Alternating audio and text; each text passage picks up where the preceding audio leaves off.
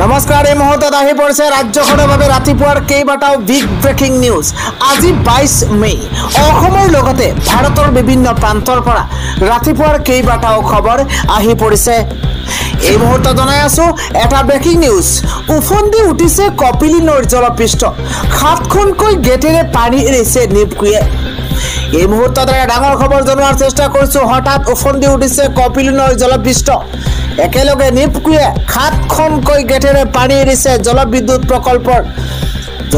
প্ৰকল্পৰ পানী এৰি দিয়া হৈছে। এই মুহূৰ্তত এটা ডাঙৰ খবৰ জনোৱাৰ চেষ্টা কৰিছো। কপিলীপৰীয়া ৰাইজৰ বাবে অত্যন্ত এটা বেয়া খবৰ, কিয়নো খুলি দিয়া হৈছে উমৰাংচুৰ খাংদং বান্ধৰ 7খনকৈ গেটেৰে পানী এৰি দিয়াৰ পাছত এতিয়া হাহাকাৰ অৱস্থাৰ সৃষ্টি হৈছে।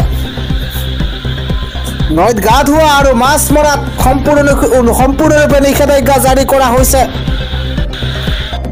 আহি আছে জলপ্ৰলয়, খাংদং বান্ধৰ সকলো গেট খুলি দিয়াৰ লগে লগে হাহাকাৰ অৱস্থাৰ সৃষ্টি হৈছে। খাংদং বান্ধৰ সকলো গেট খুলি দিয়াৰ লগে লগে হাহাকাৰ, নৈৰ পাৰলৈ নাযাবলৈ আহ্বান জনোৱা হৈছে। প্ৰশাসনৰ তৰফৰ পৰা আহ্বান জনোৱা হৈছে। পানী এৰি দিয়াৰ পাছতে প্ৰশাসনৰ তৰফৰ পৰা হাই এলাৰ্ট জাৰি কৰা হৈছে। একেলগে নিপকুয়ে 7খনকৈ গেটেৰে পানী এৰি দিছে। খুলি দিয়া হৈছে উমৰাংচুৰ খাংদং বান্ধৰ 7খনকৈ গেট। বানত ডুবিব মধ্য অসমৰ কেইবাখনো জিলা। আহি আছে বৃহৎ প্ৰলয়, বানত ডুবিব এইবাৰ অসম। বানৰ তাণ্ডৱ দেখিবলৈ পোৱা গৈছে। তছনছ হৈ পৰিছে ৰাস্তা ঘাট, ঘৰ দুৱাৰ, পথাৰ। এই মুহূৰ্তত গাৰো পাহাৰৰ বানে সৃষ্টি কৰিছে ভয়ংকৰ পৰিস্থিতি। পানীৰ দলে উঠুৱাই নিছে বাট পথ, ঘৰ দুৱাৰ, ৰাস্তা ঘাট সকলো। মানকাছাৰৰ বিভিন্ন ঠাইত এতিয়া বানৰ তাণ্ডৱ দেখিবলৈ পোৱা গৈছে। মেঘালয়ৰ গাৰো পাহাৰৰ পানী নামি অহাৰ লগে লগে পানীৰ ঢলে চলাইছে এতিয়া ধ্বংসলীলা। 3-4 দিন ধৰি হোৱা নেৰানেপেৰা বৰষুণৰ ফলত এতিয়া বানৰ সৃষ্টি হৈছে। জিলাখনৰ বিভিন্ন ঠাইত এতিয়া বিস্তৰ ক্ষতিসাধন হৈছে। আৰু চাদুল্লাবাৰী পাহাৰতলীত একাংশ পৰিয়ালৰ হাহাকাৰ পৰিৱেশৰ সৃষ্টি হৈছে। আজি ৰাতিপুৱা আন এটা ডাঙৰ খবৰ হৈছে, কোনো পৰ্যায় ক্ষমা নকৰিব বাংলাদেশীক এইবাৰ বুলডোজাৰ লগাই ভাঙি দিব লাগে ডিটেনশ্যন কেম্প। এই মুহূৰ্তত জনাই আছো ডাঙৰ খবৰ, বাংলাদেশীক গতিয়াই অসমৰ পৰা পঠিয়াই দিয়ক। ডিটেনশ্যন কেম্পত ৰক্ষণাবেক্ষণ দিয়া বন্ধ কৰক। বাংলাদেশীক থকা খোৱা ব্যৱস্থা কৰা বন্ধ কৰক। মৃত্যু হোৱা বাংলাদেশীক ভাৰতৰ কবৰ দিব নোৱাৰিব। মৃত্যুৰ পিছত বাংলাদেশীৰ হাড় এডালো ভাৰতত মাটিত থাকিবলৈ দিয়া নহ'ব। বুলডোজাৰ লগাই ভাঙি দিব লাগে ডিটেনশ্যন কেম্প। চৰকাৰৰ বাংলাদেশী খেদা অভিযানত পূৰ্ণ সমৰ্থন আছে সংখ্যালঘু সংগ্ৰাম পৰিষদৰ। বাংলাদেশীৰ কাৰণেই মুছলমানক সন্দেহৰ চকুৰে চাই। বাংলাদেশীৰ উৎপাতত আমি থাকিব নোৱাৰা হৈছোঁ। আমাৰ দাবী, বাংলাদেশীৰ নামত থলুৱা মুছলমানক যাতে হাৰাশাস্তি নকৰে। বাংলাদেশীৰ বিৰুদ্ধে এইদৰে সংখ্যালঘু সংগ্ৰাম পৰিষদৰ গৰ্জন দেখিবলৈ পোৱা গৈছে। আজি ৰাতিপুৱা আন এটা ডাঙৰ খবৰ হৈছে, অসম আৰক্ষীত এইবাৰ বৃহৎ নিযুক্তি প্ৰক্ৰিয়া আৰম্ভ হৈছে। মুখ্যমন্ত্ৰী হিমন্ত বিশ্ব শৰ্মাই আনুষ্ঠানিকভাৱে ঘোষণা কৰিছে। ৰাজ্যৰ লাখ লাখ নিবনুৱাৰ বাবে অত্যন্ত এটা ভাল খবৰ, কিয়নো অসম আৰক্ষীত ওলাইছে চাকৰি। শীঘ্ৰেই অসম আৰক্ষীত হ'ব বৃহৎ নিযুক্তি প্ৰক্ৰিয়া। প্ৰথমবাৰলৈ আনুষ্ঠানিকভাৱে ঘোষণা কৰিছে ৰাজ্যৰ মুখ্যমন্ত্ৰী ডক্টৰ হিমন্ত বিশ্ব শৰ্মাই। এটাও খালী পদ নাথাকে অসম আৰক্ষীত। ছেপ্টেম্বৰৰ পূৰ্বেই অসম আৰক্ষীত হ'ব বৃহৎ নিযুক্তি প্ৰক্ৰিয়া। ছেপ্টেম্বৰৰ শেষৰ ফালে পুনৰ বিজ্ঞাপন প্ৰকাশ পাব অসম আৰক্ষীৰ বিভিন্ন পদৰ। নিয়মীয়াভাৱে অসম আৰক্ষীত হ'ব নিযুক্তি প্ৰক্ৰিয়া।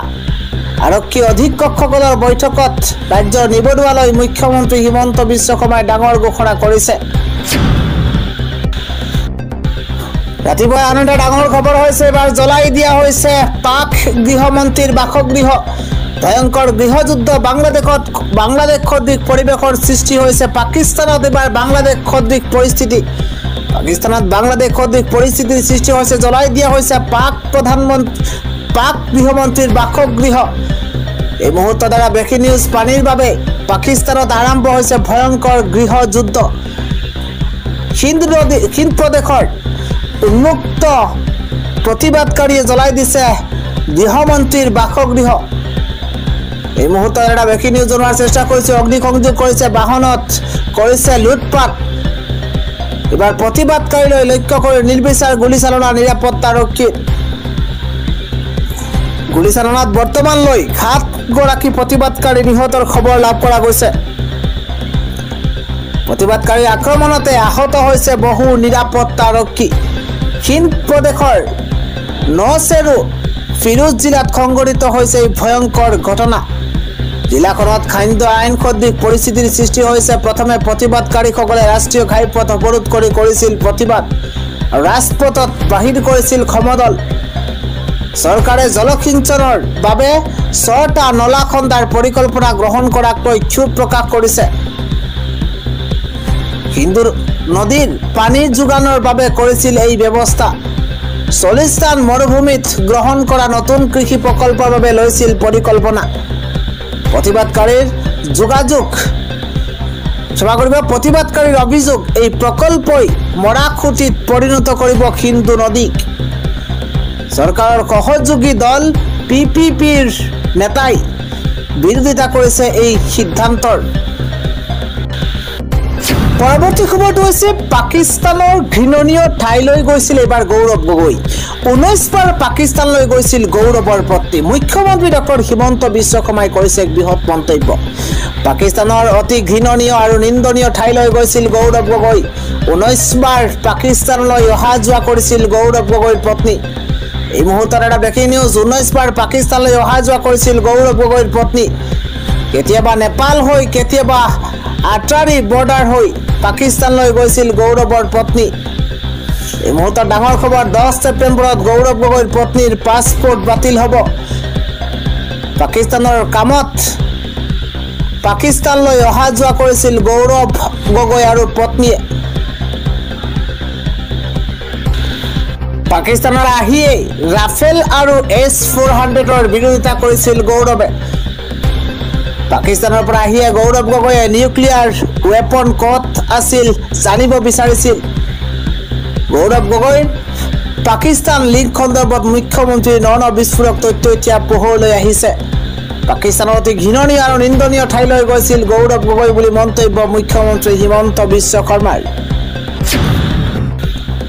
আজি ৰাতিপুৱা আৰু এটা ডাঙৰ খবৰ হৈছে অনাগত 48 ঘণ্টাত জীৱন শেষ হৈ যাব 14000 শিশুৰ হাহাকাৰ পৰিস্থিতিৰ সৃষ্টি হৈছে ইজৰাইল হামাছৰ যুদ্ধত গাজাত মৃত্যুৰ কিৰিলি এবাৰ ভাবুকি আহিছে 14000 শিশুৰ জীৱনলৈ অনাগত 48 ঘণ্টাত জীৱন শেষ হৈ যাব পাৰে 14000 শিশুৰ এই মুহূৰ্তত ডাঙৰ খবৰ এটা ব্ৰড ব্ৰেকিং জনোৱাৰ চেষ্টা কৰিছো খাদ্যৰ নাটনিৰ বাবে অসুস্থ হৈ হস্পিটেলত ভৰ্তি হাজাৰ হাজাৰ শিশু যি সময়ত গাজাত প্ৰায় 100 ট্ৰাক খাদ্যৰ প্ৰয়োজন ইজৰাইলে পঠিয়াইছে মাত্ৰ 5 ট্ৰাক এই ঘটনাৰ পাছতে ব্ৰিটেইন ফ্ৰান্স কানাডাই ধিক্কাৰ দিছে ইজৰাইলৰ চৰকাৰক তৎকালে গাজাত খাদ্যৰ যোগান নধৰিলে শেষ হৈ যাব 14000 শিশুৰ প্ৰাণ বিগত সপ্তাহৰ দেওবাৰে 151টি শিশুৱে প্ৰাণ হেৰুৱাইছিল খাদ্য সংকটত খাদ্যৰ নাটনিত বিগত সপ্তাহৰ দেওবাৰে 151টি শিশুৱে প্ৰাণ হেৰুৱাইছে খাদ্যৰ নাটনিত ইজৰাইল হামাছৰ যুদ্ধত গাজাৰ মৃত্যুৰ কিৰিলি পৰৱৰ্তী খবৰটো হৈছে 48 ঘণ্টা পাৰ হ'ল গ্ৰেপ্তাৰ নহল অসমীয়া জাতিক অপমান কৰা তনু চাহি শংকৰজ্যোতি বৰুৱাৰ হাতত হেণ্ডকাফ লগাই গ্ৰেপ্তাৰ কৰি বীৰত্ব দেখুওৱা ডিব্ৰুগড় পুলিচ কোৰ্ট প্ৰশ্ন উত্থাপন হৈছে অসমীয়া জাতিক অপমান কৰা তনু চাহিলৈ কিয় ভয় ডিব্ৰুগড় পুলিচৰ থানাই এজাহাৰ দাখিল কৰাৰ পিছতো কিয় গ্ৰেপ্তাৰ কৰা নাই তনু চাহিক ইৰঞ্জিয়াক অপমান কৰা তনু চাহিৰ বিৰুদ্ধে নৰম কিয় ডিব্ৰুগড় আৰক্ষী কোনে ৰক্ষণাবেক্ষণ দিছে তনু চাহিক প্ৰশ্ন উত্থাপন হৈছে 24 ঘণ্টাৰ ভিতৰতে শংকৰজ্যোতি বৰুৱাক গ্ৰেপ্তাৰ কৰা ডিব্ৰুগড় পুলিচৰ লাজ লগা কাণ্ড 48 ঘণ্টাৰ পিছতো গ্ৰেপ্তাৰ নহল তনু চাহি অসমীয়া জাতিক গালি পৰা তনু চাহিৰ প্ৰতি নৰম কিয় ডিব্ৰুগড় আৰক্ষী কাৰ ষড়যন্ত্ৰৰ বলি হ'ল শংকৰজ্যোতি বৰুৱা অস্তিত্বৰ সংকটত পৰি শংকৰজ্যোতিক বিপদলৈ ঠেলি দিছে নেকি কোনো বিধায়কে খিলঞ্জীয়াৰ চৰকাৰ বুলি কোৱা হিমন্ত বিশ্ব শৰ্মাই নিজাববীয়াকৈ ব্যৱস্থা ল'বনে তনুচাহীক 48 ঘণ্টাৰ ভিতৰত গ্ৰেপ্তাৰ কৰিবলৈ আৰক্ষীক সময়সীমা বান্ধি দিছে দল সংগঠনে। তনুচাহীক আৰক্ষীয়ে গ্ৰেপ্তাৰ নকৰিলেই 23 মেত সৰ্বাত্মক দলীয় যান বন্ধৰ হুংকাৰ প্ৰদান কৰা হৈছে। শংকৰজ্যোতি বৰুৱাৰ হাতত হেণ্ডকাফ লগাই গ্ৰেপ্তাৰ কৰি বীৰত্ব দেখুওৱা ডিব্ৰুগড় পুলিচ এতিয়া ক'ত? এই ডাঙৰ প্ৰশ্ন এতিয়া উত্থাপন হৈছে।